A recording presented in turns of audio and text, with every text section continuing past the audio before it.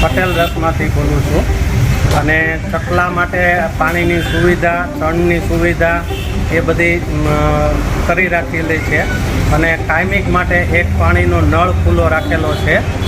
એ ચકલા, કબૂતર બધા પાણી પી શકે અને ગાયો માટે અવેડા બી મૂકેલા છે, પાણીની ટાંકીઓ એ બધું મૂકેલું છે. ચકલાઓ ખુદ અહીંયા પાણી પીવે, કબૂતર અહીંયા પાણી પીવે છે. એવી સુવિધા ઉનાળામાં કરી રાખેલી છે. માણસ તો ગમે ત્યાં કરી લેશે સુવિધા એની, પણ પશુ પક્ષી ક્યાં કરશે?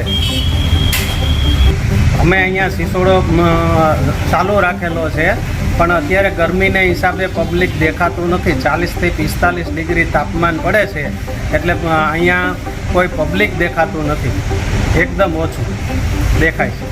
અને ખૂબ પણ વ્યવસ્થા કરેલી છે. અમે ફુવારા 24 કલાક અહીંયા ચાલુ રાખીએ છીએ ગરમીને હિસાબે.